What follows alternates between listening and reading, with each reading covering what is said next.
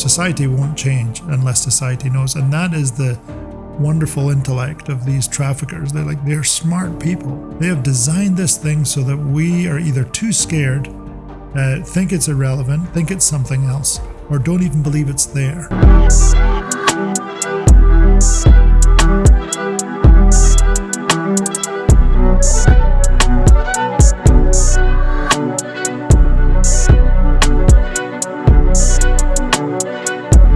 Did you know there are over 300,000 human trafficking victims just only in the state of Texas? Only 1% of that number is being rescued.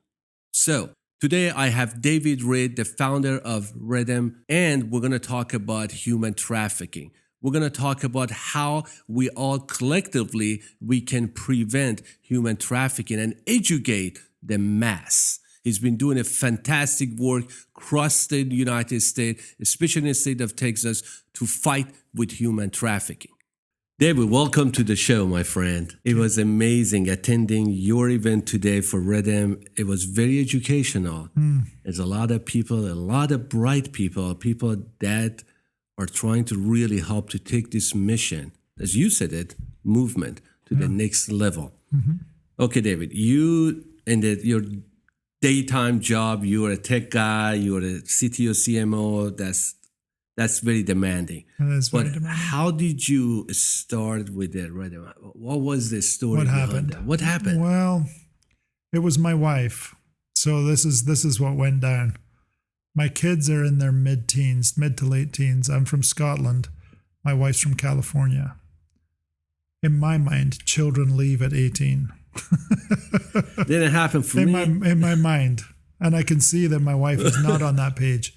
So I have this idea and I think, hey, I know I can't say I'd like the children to leave. That's never going to work. So I thought, and it's not that I want them to leave for their own good. Like, it's healthy. Like, kids need to learn. They have to experience life. But also I'm thinking I'd like to make it from number 5 on the rankings up to maybe number 2. So the kids are gone, no pets, and I can be just me and my wife. So I like this idea. So I said to my wife, who are we going to be when the kids are gone? She said, that's a good question. So I'll think about that. So she did, and she came back. She went to a conference, heard someone speak about human trafficking, came back and said, we're going to fight human trafficking. And I'm like, blah, blah, blah. I don't know what you're saying. And in my mind, I'm like, so you're going to fight human trafficking? Because I'm thinking, what are you talking about? I couldn't even imagine. What does that mean? Are we going to be, is this in another country? What's going to go on? And we thought at first it was in another country. So we went to Greece.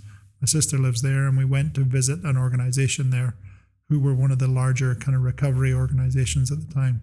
I sat somewhere else. My wife met with this organization, came back and said that they want us to live in Greece or we can't help. And I was like, oh, what a bummer. My wife was very sad.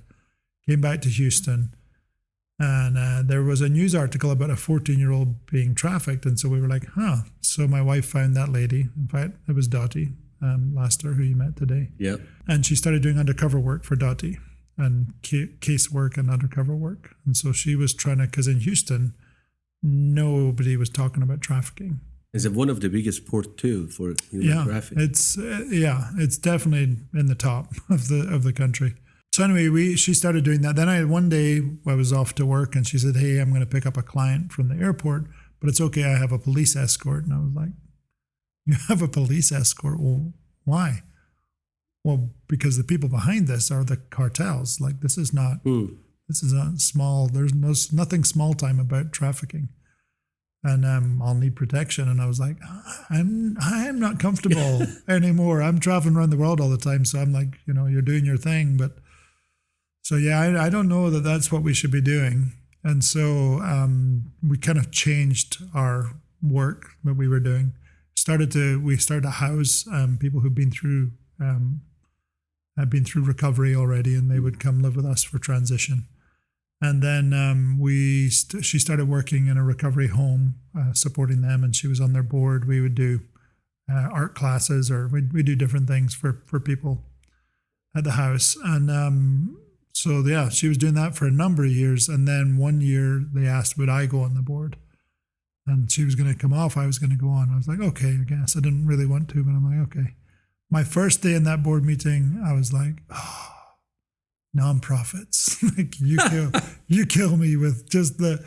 I'm a marketer. They had a little flyer they were passing around, and they went, "Isn't this great?" Their excitement level was through the roof, and I'm like, "How is that going to help? Like, you need a lot of money." Like, they're doing great work, and their care work was fantastic, but I could see the money and accessing it was a hard thing for them to imagine. How are we going to get the money? So I thought to myself, gosh, I could gather some people I know, and we could do this for free. We could do a whole rebranding. We could do an event. So I put a post on LinkedIn. I think it was just text, and it said, "I'm looking for marketing muscle for people who want to help survivors of sex trafficking." 57,000 views overnight, and I was like, wow, that's a lot of people. So I'm like, that's interesting. And people were forwarding it to other people. And so I said, I had someone call me the next morning, said, "This is exciting. Like, something's happening here. You're going to have to do something else." And I was like, "Okay, what?" And he goes, "Well, let's go set up a meeting for people." So we had a coffee shop in town the money goes to survivors of trafficking. So they gave me a space. We set up, people bought their own coffees. At every table, I put a description of a department because I was looking for marketing help. So multiple tables, and people came in, and I said, "Please sit at the table where your skills are." And then we had the organization get up and talk about what they do. Asked a few questions in the crowd, and then we said, "Okay, brainstorm. And what could you do with your skills?" And everyone sat with the yellow stickies. And then I said, "Now categorize it, plan it out, and then come up with a recommendation." And I said, "Okay, pick someone from your team, the most vocal of you, and have them come up and tell us what you came up with." And they all did. And at the end of that, I said, "Okay, now the people who came up, you're in charge of the department, and I will see you next month." And off we went. So every month. And these people they were random people based on knew none of them, and 50 of them, 48 knew nothing about human trafficking. And you stopped for a month, and then you just kind of... Every month for almost a year. It was February through, probably December time. And we met every month, and we did a gala, and we did a rebrand for this organization. And then you came up with the name? Well... How you came up with the name? I didn't think we were anything yet. I thought we were just helping someone out. And originally, the organization was called Redeemed. We were not a faith-based organization. They were. But our group was all sorts of people from all sorts of backgrounds. And they were called Redeemed. And so Redeemed Marketing, we shrunk down to redM. Great name. Didn't want to have a long religious name. Didn't want to have anything that said trafficking in it. Very important strategically. Early on, probably in our second meeting, the digital team went and did a map of traffic online of people who work in this space. And they said the amount of hits happening equals the amount of people who are already interested in the subject, meaning you're not reaching anyone. And so we realized as we got close to the subject, everyone was being too scary, too extreme, like they're trying to draw you in. But really, I would say it's targeting an activist. You're making an activist is what you're trying to do. You're not, and the thinking is the only way to do this is tell people how horrible it is, and then they'll get involved. What really happens is people hear how horrible it is, and they are reviled. They can't cope. They think it's bad. Sorry that's happening, but I can't. Or they don't want to get involved. They're scared sometimes because they think it's dangerous. And that was the other thing we had to work on, because after my experience with my wife, I made sure we created a buffer. So people don't have to work directly with survivors. They don't have to get close to the subject, but they get to do something about it. So we kind of built that, and it's a safe environment. No, no one's targeting us. We're not of interest. Basically, you are in the front, and I was listening to you today as a movement, as a awareness movement. Basically, you tell people, like in the simple way, that what is human trafficking? Right. Because I was listening to you again, and I heard all those numbers, like almost 315,000 human being trafficked.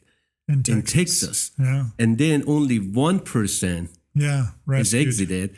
And then the average is 13 years old female. Yeah. And they are from runaway or homeless. It's just That's the majority. The runaways are a target. Yeah. But it happens. Yeah. The mistake can be thinking it's just runaway. It's all sorts of people. If you know someone who's vulnerable, which would be any human being, they all have vulnerabilities. absolutely. So we've seen 60-year-old women on dating sites get trafficked. I mean, you see babies, you see like things happen in the full extreme. But in the big sense of the numbers, when you look at them, there's a third are kids. And in the kids range, they're engaging at those ages. Yeah, 13 and boys 8. Yeah. And the online platform and social media, Big part of it, which is most of the people don't understand that social media is nothing wrong. It's a tool, Yeah. but it's a great tool for predator, for the human trafficking people, for traffickers. They're thinking the wrong way around. They think I'm giving my kid access to the world, and what they're really doing is giving the world access to their kid.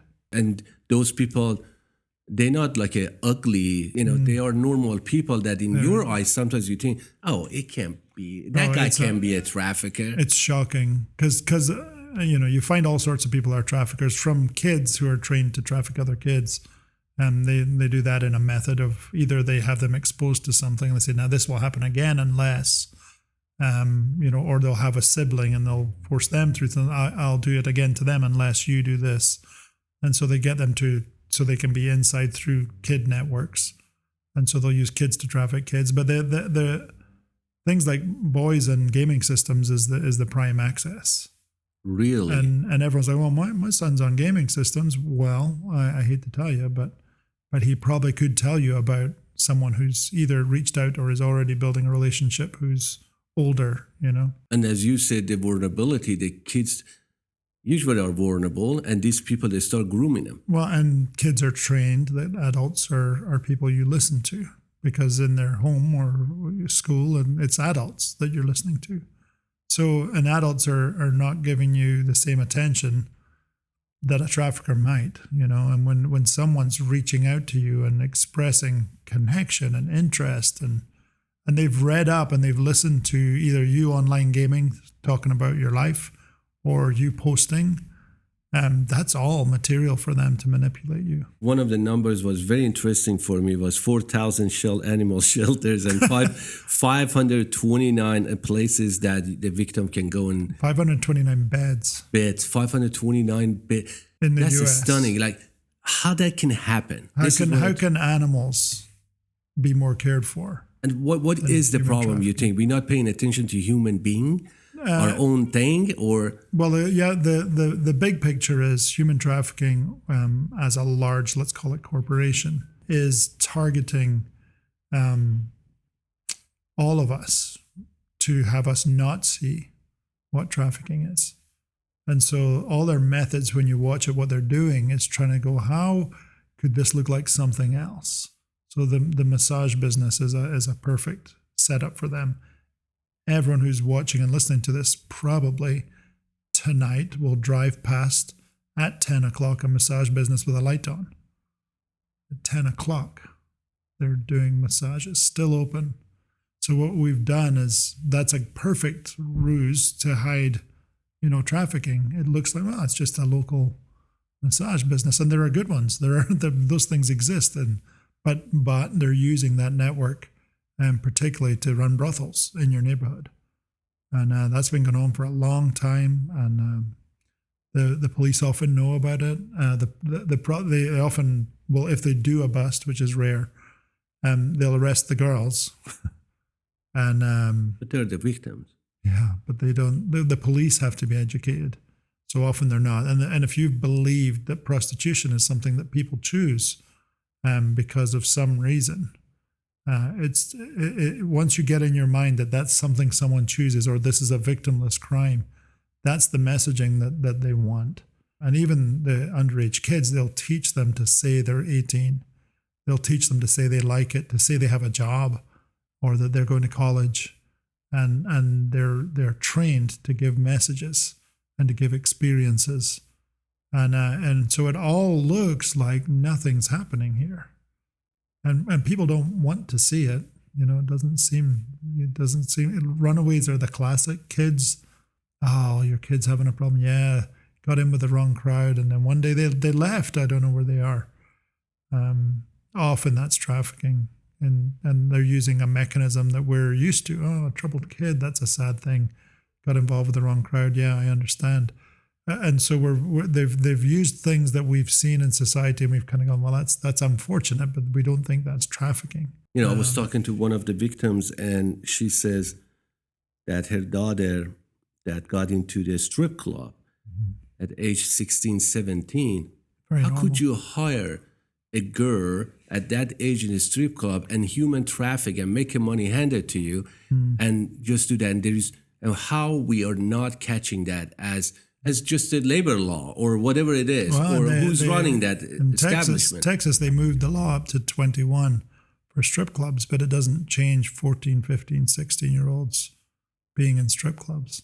There's kind of a line of, I would say, sex buying that is more on the, I didn't know world compared to the complete pedophile world, which is very different. So they know and they desire younger children. But there's definitely an element of younger children in these young kids being in strip clubs or being sold in any other way, and where it's just the idea of youth. But people don't think that's trafficking. So they're not observing it and seeing it for what it is.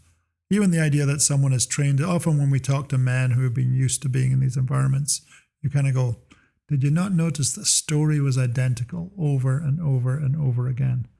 And they're like, oh, I thought we had one lady live with us, and I asked her, did men say you've got the best job ever? And she said, almost all of them. And what did you say? I had to tell them yes. I had to tell them I love it. That was part of my training. If I went off script, I was in trouble. I'd get a beating if I ever went off script. It's just a kind of that abusing relationship power over them, and they condition them, basically. They condition them mentally. And then, as you said, when they get out, it's a journey. It's a long journey back. Because their brain has been so messed with. It's the same as cults, right? So nobody goes into a cult going, oh, I think I'll join a cult. They get loved into it. They get welcomed, and then suddenly it gets strange.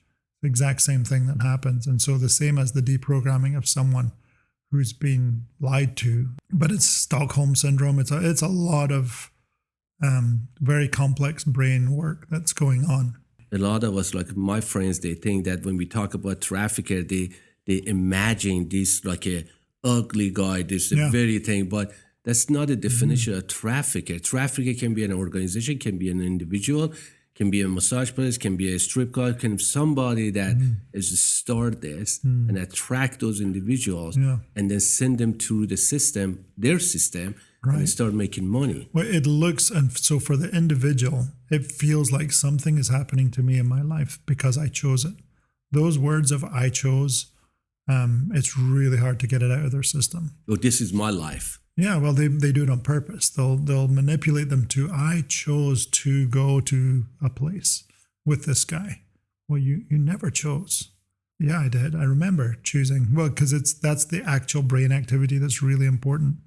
Some international trafficked women that we've known, they would get released. They'd be paying off a debt, which is a common international con. There's different cons they use, but in that one, I'm here to work. It wasn't the work I was told it was going to be, but I'm still paying off the debt because you got me in the country. And then finally, you're paid off. You can go. It's 2:00 in the morning and you're in a city. You can't even say the city. You don't know how to pronounce it. You don't speak the language. You've been moved to multiple cities. And you go out there at 2 a.m. and you wander around for a while. Eventually you come back and you knock on the door and you say, can I come back in? That's the moment for them. You chose it. So same with children. When they can get them to, I chose it. I had this experience. It's a very unique, the grooming process is well perfected over years by pedophiles, and people have learned the how do you get kids to not tell your parents when something weird is happening. You befriend them, and an adult's giving me time, and I'm building this relationship and I trust them. And when they say, don't tell your parents, you go, okay. It's unthinkable now, but when you're a kid and you go through that, anyone who's been through it, that's hard to undo. Is that you've made this journey that you think you made decisions yourself, but a predator has spent time kind of lining this up to get you to where they want you to be, and it's unthinkable because you believe it's a relationship. Yes, and this is all comes down to education that you mentioned today. That we have to educate the mass. Yeah. And you guys are doing a fantastic job by having these chapters for each city. Tell me how many chapters are there right now? We're only 7 right now. We started doing, what I did was we built up Houston, and I wanted to do a lot of different things to prove the model. Because the question is, can you do this? Can you get a bunch of people who the last thing that's on their mind is to be a part of an anti-trafficking organization? Can you build it into people's lives and they don't give up their lives? They don't completely live in this space. And so I didn't know. We tried lots of different things. And as we kept going, we're like, okay, we learned the rules of how to get people involved. And that took some time. So that was a number of years. We started to build more and more events.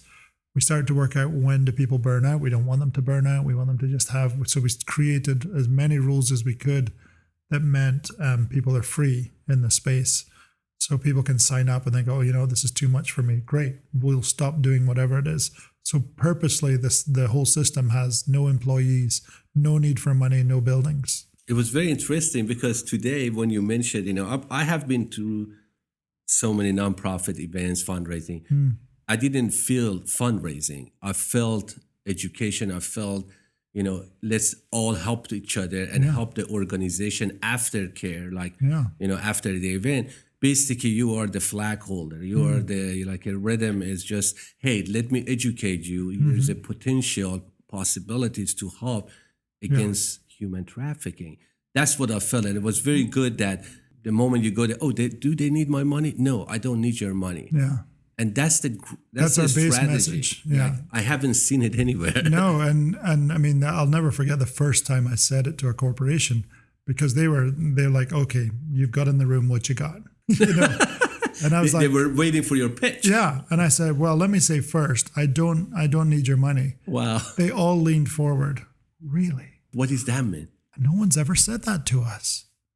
And I was like, well, I don't. What I need is your kids not to be trafficked.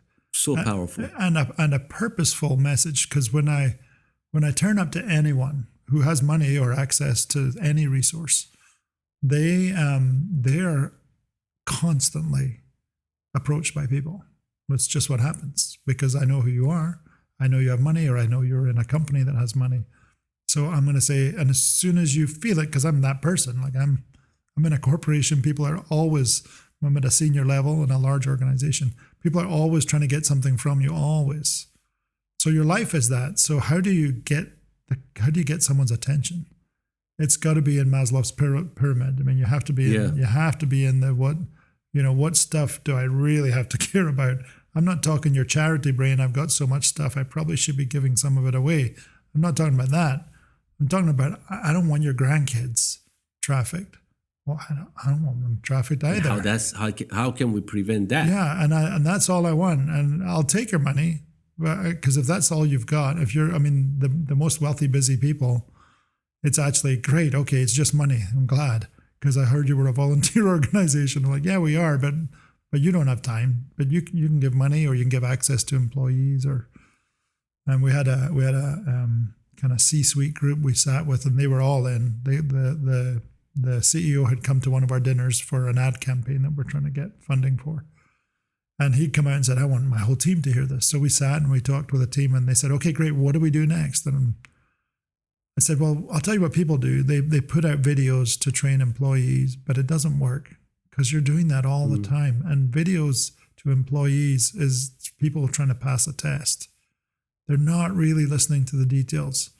You need to get to their hearts. And I said, how I would do that is I would do short, minute messages that you guys are in the video, telling the story. You, their leaders, saying, I care about this. Here's how it affects your children. When you see it in the field, this is what you do. Build 3 videos, send those out. Be more powerful than a 10-minute explaining the details of everything, 20-minute trafficking training. We found it at the airport. They You heard me tell the story, but I'll tell it again. Yeah. But That's actually, I love that story. You should mention that. It's an amazing story. I'm good friends with one of the ladies who's involved with the airport and industry, and we do different things. And she had said, interesting thing, because redM already existed. She goes, we're talking about taking down the signs for identifying trafficking because we have nobody reporting off of the signage. And I said, well, that's interesting because we know people who get trafficked through your airport. So we said, okay, what can we do? And I said, well, there's this group, Truckers Against Trafficking. They have a truck that goes around and we use it in the field and people walk through this and it's like a museum. It's really good. She goes, that's great. We'll do that. We'll bring the employees and we'll do that. So we set up and I said, oh, the truck is not available. And she goes, oh, well, then forget the whole thing. And I went, no, but my company, we do shows all the time. Maybe we could get some people who are interested in building a similar type thing. So we built this interactive museum. It's kind of a pop-up setup, and now we're doing it with multiple airports. And we brought in the employees, and right before we had this display, it was the leather chairs you get at an airport. Yep, they were very uncomfortable. Very uncomfortable. And the middle one was red, and it had this story of a 10-year-old going through the airport to be trafficked every weekend and coming back and being in her school seat on a Monday. And no one's catching on to this is what's happening. So pretty powerful short story. We got it from a book. And so there's a lady came up and said, can I have a picture of you behind this chair? And I went, yeah, sure. So she took the picture. She goes, you know why I wanted the picture? No. Well, why? She goes, well, I was the 10-year-old. Oh, my God. And honestly, I got goosebumps. My first thought was, I hope we had permission. I hope we asked. And she said, it was quiet for a bit as I was just thinking through, I don't know what to say next. And she said, I've never talked about it, but I did write it in that book. And I said, well, do you want to talk today? She goes, yeah, actually. Today would be the day, like talking to these people. Like I couldn't care as much as this crowd who could have seen me as a kid and known what was going on. So she got up and talked. We had another survivor talking, then she also talked. And they went to, they're catching on a very regular basis people trafficking now through the airport. Wow, that's one of the hubs. Yeah, but it happens all the time because you're moving girls around or boys and knowing what to look for and how to look for it. So very, very effective. So when we talk in other airports, she comes as well. Her story was great because she actually got involved in the legal process because when she discovered that was trafficking and she went after her trafficker, she was beyond the statute of limitations. And so she went and got the law changed so that if you've been abused, you can go after your trafficker after the statute of limitations. So when she went to get her trafficker, he was already in jail for other trafficking right crimes. Now at the redM, which channels are the most powerful for you guys that you start implementing and educating people? Because when it comes to the mass education, you can go like a tribal education, like what are the guys have you done to educate the mass? Because this is not only the state of Texas problem. No, it's not. It's everywhere, United States, even in the world. It's the whole world. Yeah. So that's our long-term goal is to get every city to have chapters. And you're right, chapters aren't, that's not easy to execute going to new cities. What we've done so far is we've just used our networks to go into cities. Austin was the easiest because it's up the road. So we came here a year ago and started the Austin chapter. The rest have been things that I'm connected to. But the reason I'm really trying to hit the cities is this ad campaign. So we have a campaign that's going to be about 6 different stories of trafficking that we're going to share across all ad space. You'll see it in movie theaters. You'll see it on Hulu.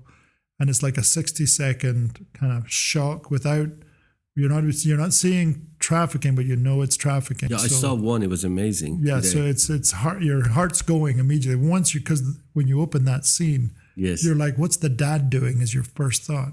Like I led you into it, but when you see it without any lead-in, the first thing you see is an adult running behind a girl in her pajamas, and you're like, what is the dad doing? I don't understand. Is there something? Because no context. And then when he goes to leave, he brushes past the girl. You work out it's a storage unit, and the SWAT team's in, and they're grabbing the girl. And it wasn't a dad. It wasn't a dad. And That's even the punchline. Even the actor, when he was going, he said, "Help me now. What other things is this guy doing?" And we're like, "Nothing. He's your golf buddy." And he couldn't get there. He was just like, "What?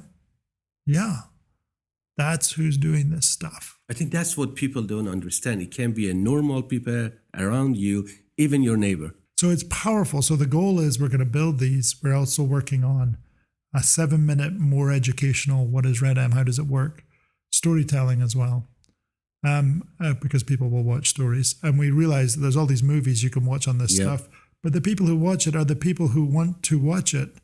And the people I need to see this need to not want to watch it. You know, I'm not trying to reach the people who, I'm going to go see Sound of Freedom. Like, good, go see that and bring new people. But that's not, I got 60 seconds with the most people. So I'm going to do that. I'm going to go do that. If we can get engagement, then we have a kit that we're sending where people can sign up for the kit and it'll come to them. I'll show them how to do redM. We'll give them the education, give them some, we're doing some work on learning paths right now so that we can get you as quick as we can down the path to know stuff and do something, and then how to engage your community. So and then you want to run these ads, and the, like a TV, any organization you talk to, are they collaborating with you, supporting you, or you have to like really pay hefty? I've assumed I'm paying all along for this. Now, it's funny because the film guy, he's been writing and directing films for years, and he's just like, no one's doing this for free. But we did a sound studio recording, and the guy said, "Okay, I tell you what, this subject matters to me. I will cover the studio if you can cover the actors." Okay, sure. So we go up there, and by the end of the recording, he just kept signing checks to the actors. He was like, "I'm good." And so the other guy was like, "Oh," and I said, "I think we're going to see that. There's an expert in packaging that we're trying to get to right now.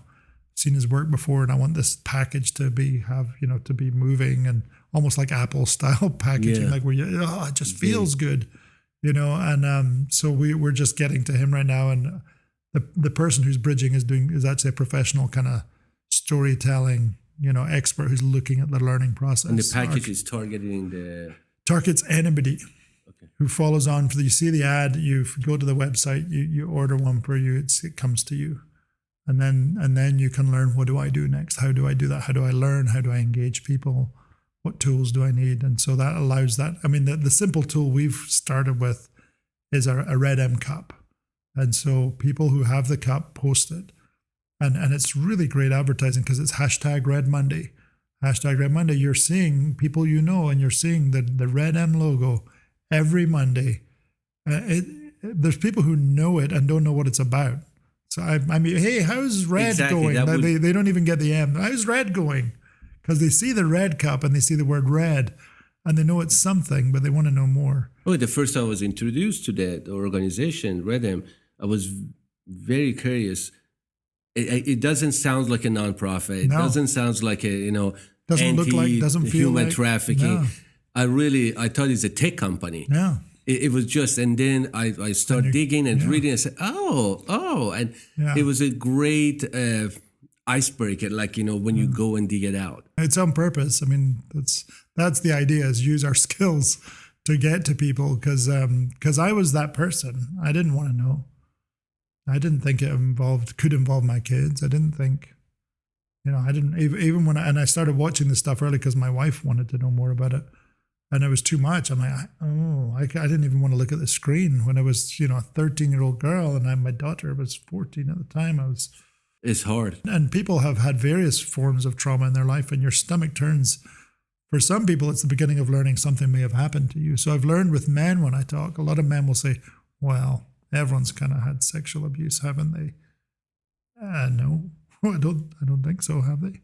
But for men, they don't talk, which is, I think the male side is silenced because They don't talk. Things happen to men. They don't talk about it. But this human trafficking, especially the sex trafficking, is one of the biggest one. Yeah. We all know it. Politicians, they all know it. Government, they all know it. Law enforcement, they all know it. But nobody wants to touch it as seriously as a financial crime. Like, I don't know what it is. Maybe you have an answer. I don't know why they don't want to get involved, because I have seen the cases that they just, It's ignored amazing how much they want to ignore it. There's been a drumbeat in society of messaging like prostitution is the oldest business. And that's not what they say, but prostitution is the oldest. But people think that. People think, but they say it to me all the time, but it's never going away, is it? Because it's always been here. Like Las Vegas. Yeah, they just believe, And so as long as you've got that and you saw Pretty Woman and you've convinced yourself that someone loves doing this, you're not offended. I mean, if you look at Amsterdam, they've had to back up and go, oops. Turns out women selling themselves, legal or not, will attract bad people because they can victimize them pretty fast. They can find that vulnerability and criminals.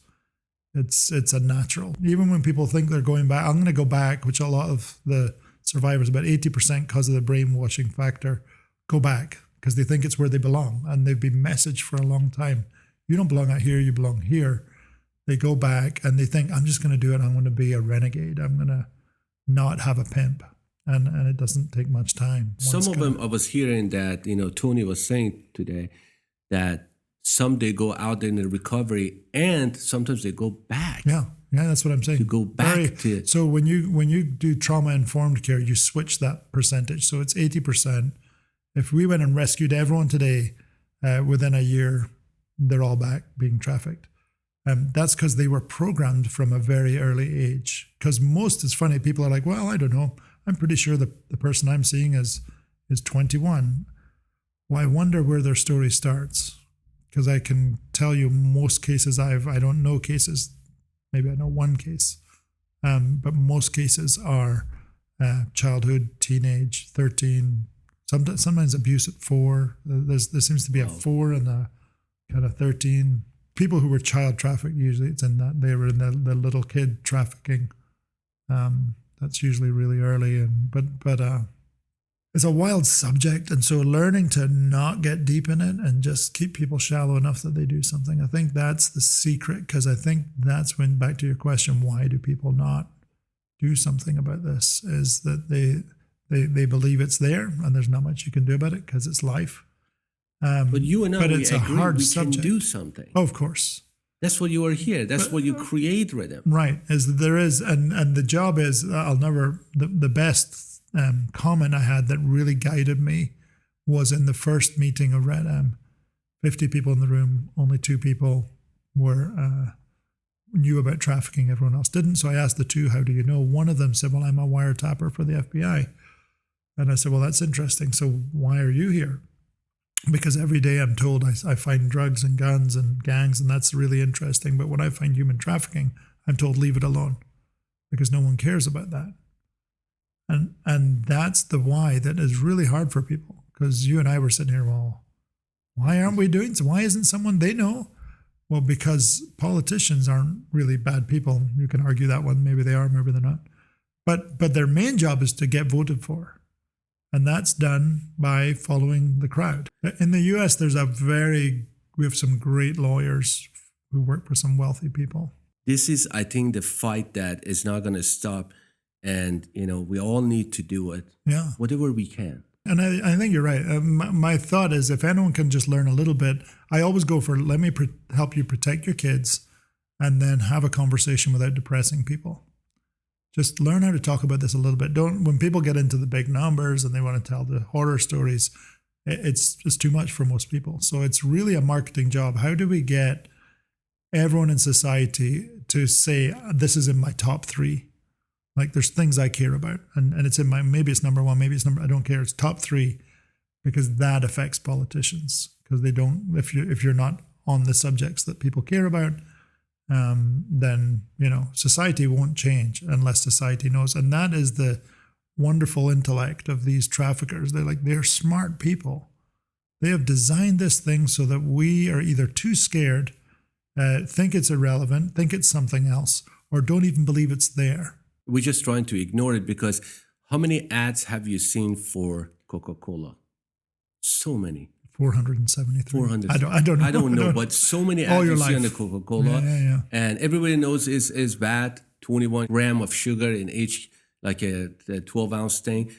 How many ads have you seen about stop human trafficking? Yeah, and it's because the people it exists, but they do it in the too scary way.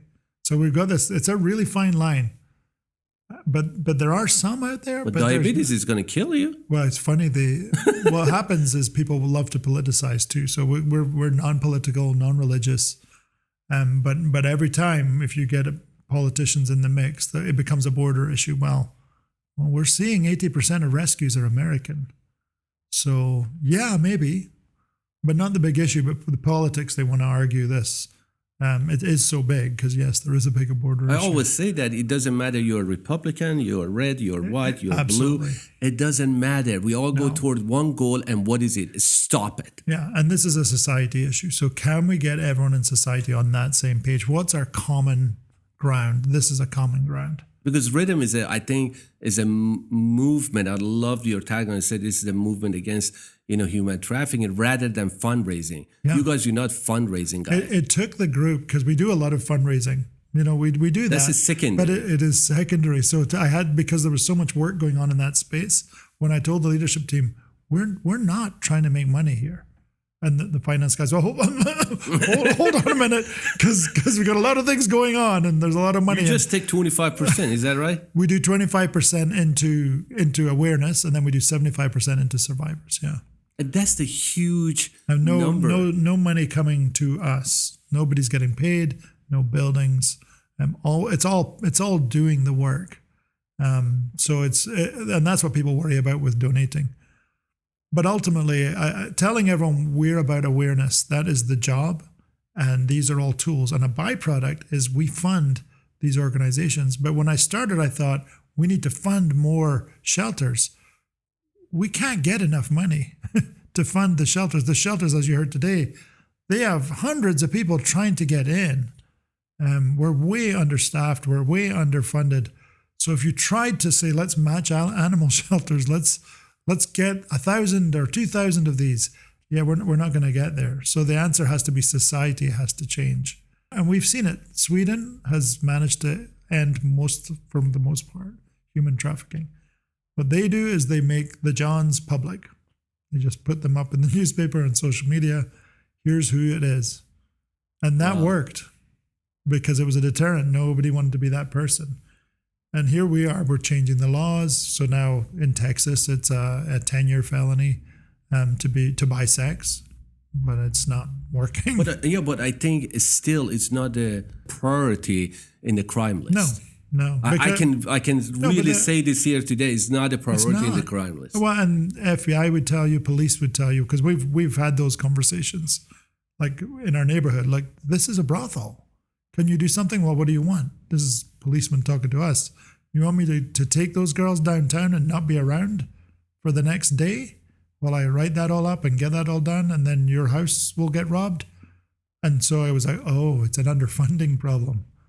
There's not enough police. There's not enough focus. We have task groups. We have task forces.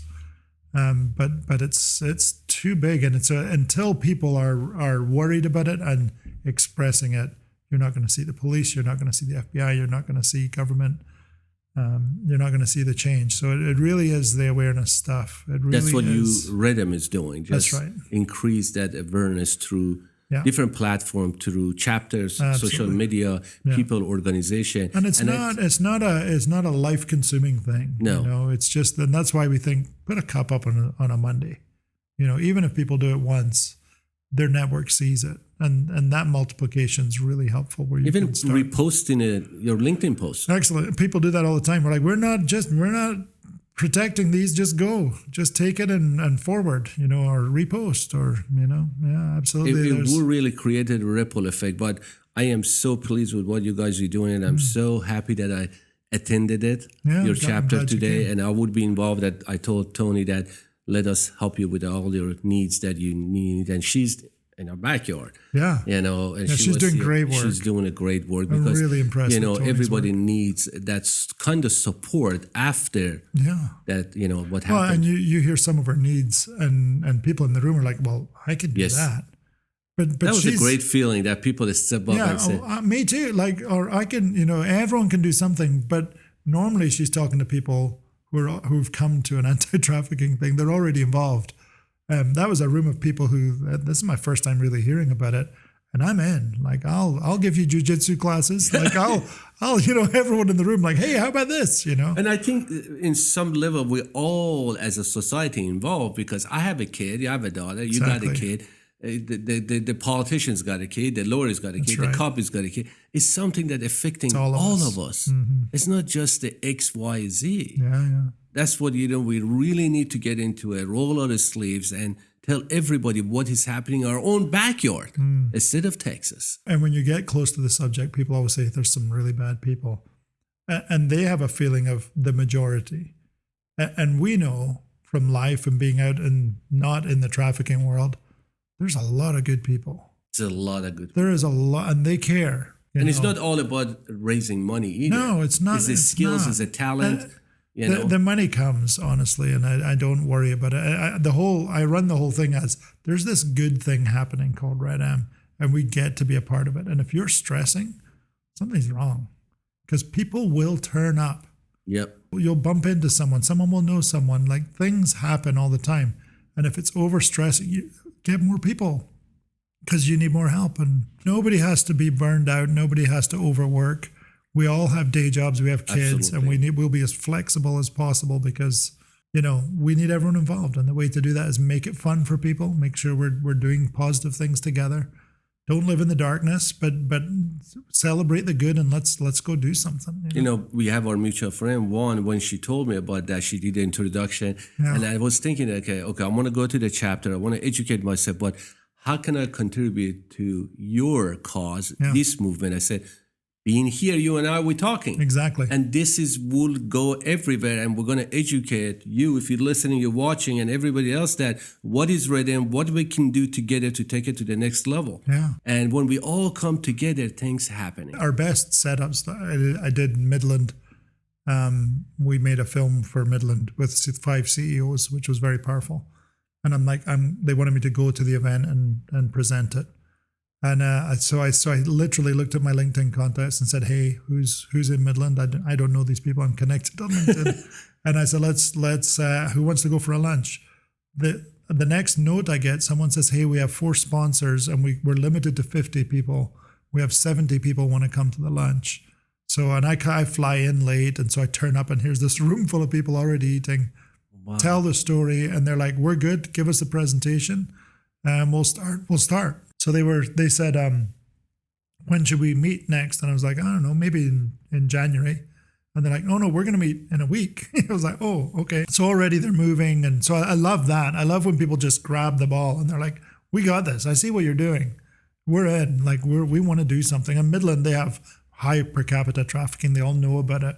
People felt powerless, and they're like, yes, give me power to talk back to this big thing that we thought was too big to attack. You know, like we're going to take on trafficking, and it's a what, 234 something like that, $234 billion business. And then you think, oh, it's too big, it's scary. And what is the plan for redM in 2025? Like 25, I think it's going to be a great year. I'd love to finish off the film, so I need the very wealthy people. So I kind of separate. If you guys are listening to this, we need supporter to finish those ads. So I listen up. I have about 1.1 million. I need to finish those, which includes the packages, includes the distribution and all that stuff. But that'll be there. I want to see a Super Bowl commercial, so that's my next. Hit the Super Bowl, hit the World Cup in 26. So those are the targets after. So that means I need to get it's about a 25 million reach per year ad set. So that, I think that'll help, because that would be huge. And while that's happening, I need cities to rise up and say, we're ready. And we're going to start doing stuff in our city. So I'm working the World Cup side already, which is kind of interesting with hotels and airports and it's a great opportunity because sports events are the number one trafficking locations. And so they will ship in kids and sell them for sex around sporting events. Isolated males and money. It's kind of a standard kind of mix. This is the huge movement. When I'm listening to you say you have all this idea, this is like a waves that is going to crush. Yeah. Like it's going to crush all the bad people and say, here you go, we coming. Yeah, we exactly. coming. There's a lot of good people here. We're going to educate, and collectively we're going to help one another and make things happen and increase that, visibility, that people know what we are really dealing with. Yeah. In the simple way. When you understand the number one strategy for traffickers is hidden, be hidden, don't be seen, then the number one strategy for us is exposure. Yep. And education. But it's amazing, David, what you do. What if people are going to get involved right now? Yeah. What they have to do, where they have to go, and how they can get involved with you or they're interested in. So reach out, joinredm.com is the website. You can sign up there, follow us on social, any platform. We usually, if you look up the word movement and redM, usually that finds us. And if you want to email, hello, just the word hello, at joinredm.com. And you can say, I'm interested. If you're in a city and you want to set up, just let us know. We have all sorts of, we've had a lot of process and procedure people building stuff so that when you say, I want to start, like, okay, you're going to have an event, just use this software, plug this picture in, put your statement in, and people can sign up and they can donate to your city. Oh, okay. It's all there. I want to build an email list. Okay, well, we have accounts here that do this. We have different accounts doing different things. And that allows people, and we have a graphics account where you can go in and you can see all the stuff that's ever been done. You want to make posters. We love people doing free sets of things, so branded tablecloths. We have, you saw the carts today, the redM carts. Yeah. We have banners and posters and tents. And so we have sets that we like cities to go find someone who'll do that for free. And there's always someone who'll do it for free. Always. I already know one print shop can do it for me. Right. And that we started with a booth company called 2020 Exhibits in Houston. And their owner was like, whatever they want. Oh, whatever we want. So when we got design from them, our first gala was just incredibly done. It was, they bring in large cranes and they're setting this whole thing up. It was so beautifully done. And so I had to ask the lady who was helping us, what's the limit on this? And she goes, he didn't give one. There isn't a limit. And so I was like, okay, well, we're not going to take advantage. We just need more people like this. So we're always looking for those kind of things. Film people, print people, photography people. The beauty people. of the redM ecosystem, I call it, is this. We all have different talents, different ideas, different skill sets. Yeah. And you basically, the redM is not going to ask you to give money. We love to do that. But the thing is that what skills do you have to help to take this to the next level? Exactly. You're a marketing expert in social media. Yeah. Give us a feedback. You're a web dev. It doesn't matter. I have a theory that everyone has something in their pockets. Exactly. Either their network or a skill or and I was saying this to a group once, and this lady came up after and she said, so I'm a flamenco dancer. And I was like, flamenco dancer. and I was like, me too. And she looked at me. Are you? No. She looked at me like, and I said, I'm just kidding, because no one has ever said that to me in my life. Like, I've never met a flamenco dancer. I know what it is. And she goes, yeah, well, no, I've been on stages all over the world, and let's do a show. And we started in her church, and we did a 300-person show. 4 years later, here we are. We're downtown in a big theater. Last one we did was downtown theater, and there's 4 musicians in a row, and she's the flamenco, and they have there's a special stage that makes noise, and they're making all this noise. And it's really, really, your heart's going, and then suddenly the curtain comes up and there's a whole orchestra behind them. But it was just like, oh my goodness. And so they did Amazing. That was a Spanish night to remember. We do culture nights all the time. And it grew from that. And so there's paella, there's sangria, there's a whole Spanish experience. And then there's flamenco. And it produces the most money. It costs a lot of money, but it produces the most money that we make. But a lady just said, I'm a flamenco dancer. It's just one simple connection. Anything. One simple Everyone conversation. thinks, that thing. We had a lady today, oh, I'm a private chef, so I don't know what I could do. Are you kidding me? Like, Yeah, we do I saw, high-end dinners. Like, that's exactly what we need. You know, and people all the time are like, so I'll go to people and they'll say, we'd like this building. Can we use this? And they go, oh, it'll be 20,000. And I'm like, I'll go find someone else, you know, because every time we spend money, it means money is not going to survivors. Yeah, I just talked to your young lady as a chapter. I said, the next event that you have, I'm going to, just give you the place and sponsor it. Exactly. And just bring everybody. That's here. what we always do. People, if it costs, someone will pay for it. But I love talking to you get high enough up in the ownership. The person's like, just use it. Yeah. I mean, we got a Forever 21. It was closed, 2 levels, art gallery. And we did this most incredible music event. And when I first brought the organization we were helping and the event manager, and we walked around the place we walked out and they went, how much is this? And I went, free. Unthinkable, free. And people do that kind of thing. The building sits here doing nothing. Exactly. It's okay. You know, people do that. You're absolutely right. But if you don't ask, you're not going to receive. Always. And people will say, you know, it's 10,000. I'll be like, did you say nothing? No, but I guess we could do that. Especially for such a cause. Yeah, I mean, I say it just jokingly, but you know, the idea of every penny that you want us to pay doesn't go to a survivor. So just jump in. At the end, do you have any message for the audience that you're going to say something to them because you are here? This is amazing movement. You're doing a fantastic work, David, for the people and you working with them. Anything that is special message for you have for the people? You're not too busy. I have 2 C-suite jobs. You would think I don't have time, but you have some time, and every little thing you have a social media space. You have friends. You've got something you can do, and so think about it and reach out to us. Join redM.com. Just sign up, volunteer, donate if that's your best thing. But we're changing the world, and you get to be a part of that. So join in. Thank you so much, David. Thank you for being here. I really enjoyed my conversation. Me too. It was very educational. I learned so much, and I'm in it with you. You got my word. I'm your big supporter right now. Fantastic. We're going to take it to the next level as just collaborative. As we're going to work together. We're going to make it happen. Thank you very much. Thank you.